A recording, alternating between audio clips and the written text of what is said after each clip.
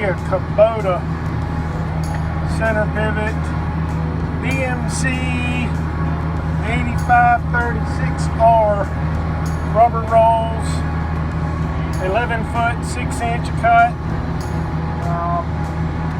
Not a bad mower. The mower certainly handles the job. Tractor's a little bit short. John Deere 7130 tractor pulling it, and when it's thin like this it does fine, but when we hit some of these real dense rank areas, which you're going to see here momentarily, you'll notice that it'll certainly pull the tractor down. It's doing a thing in the light material. You can see that streak.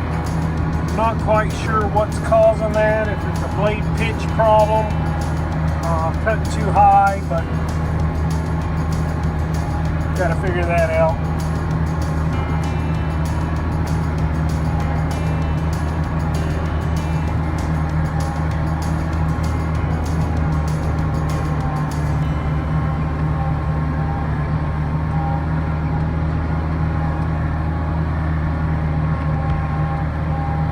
Currently mowing about 5 miles an hour.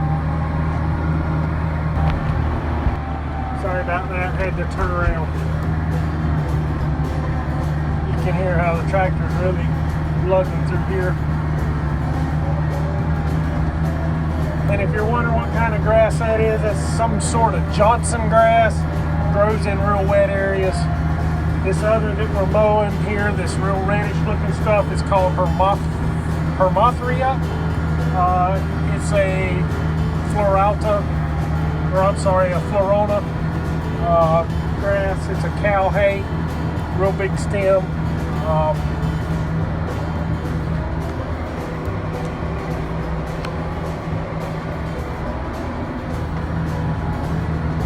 We'll do a walk around the moor here real soon. We'll get out and do a walk around and kind of show you some of the things. I haven't found any videos on YouTube about this, so we're going to upload this one and tag it so that other people can see. So far, I have no complaints. The mower's mowed anything I've put it into. Like I say, the tractor seems to be the problem right now. It's just not quite enough horsepower. The guy told us that if we really wanted to get serious, we need to put about 130 horse tractor in front of it. We'd notice a big difference. I'm scared to do that. I don't know if it'll hold up to the horsepower. I'm sure it will, but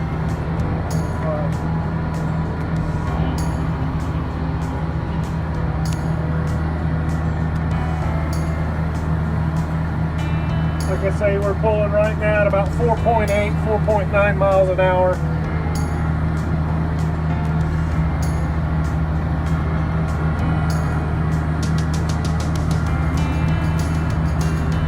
I think I said 11 foot 6 inch cut.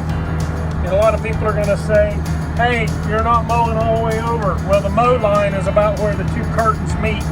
All that black sticking out over there is just shields to keep you from getting too close to the edge of the machine. If I move all the way over to the edge, then I leave a streak. So I'm mowing, and I'm straddling my windrow, so I'm mowing about right as it is. Right down here, we're going to hit some real dense material. We're getting real close now. And I'm probably going to have to gear down.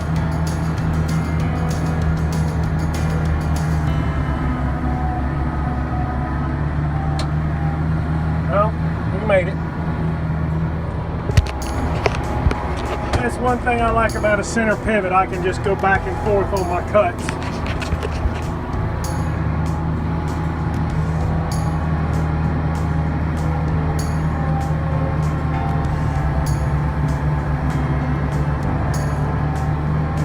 Dropping down to about 950 RPM.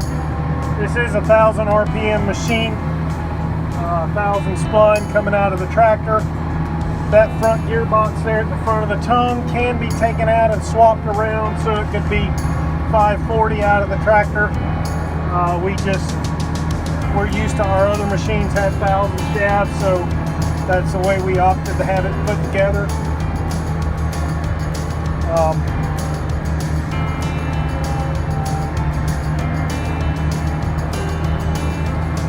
That tall brown stuff you see there is broom sage. No food value, just a pain in the butt to have in your hay field. It just takes up space in the bale. Cows don't really care for it. No nutritional value. Anyway, we'll get out and take a walk around here in a little bit when I get through mowing. It's Christmas Eve and I'm not going to mow all day. I'm just going to mow an hour or two and then call it quits and go home for Christmas. So we'll do a walk around when we get out of the tractor and get that for you. Okay, we say we do walk around. As you can see here, we got the shaft comes into the box. This is the rock shaft hookup with the 2-point. We added the chains on ourselves just to give some stability back and forth, making turns. It don't put so much wear and tear on your side arms. All your hoses and stuff are under covers on the top here that unbolt real easy. All the shafts have grease fittings, bearings have grease fittings. Come on down here to the tongue. You got another, you got a slip clutch inside of here. You got a little short shaft and then gearbox there. Comes down over to here to another gearbox and it drives right straight down into the cutter bar. As you can see under here, here's the cutter bar. Rollers go all the way from side to side, full cut. It's got the triple spinner, or the triple blades, triple spinners, hats, quick change blades, which is really handy. I really like that option. Of course, these side sheets here fold up. This one here actually folds over to here, and then this folds up for transport to keep it legal width down the highway. Big ass tires on the back, obviously. You got your fluffer board right here, which you can pitch up or down for your windrows. I like this for your wings. You can stick a screwdriver or a pry bar or something in there and break that loose and adjust your wings in or out.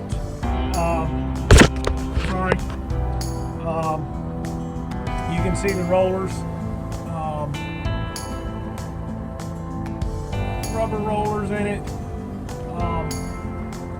Yeah, it's just a pretty basic mower. It's not real fancy schmancy stuff. Don't have a lot of extras. The one thing I can say about it is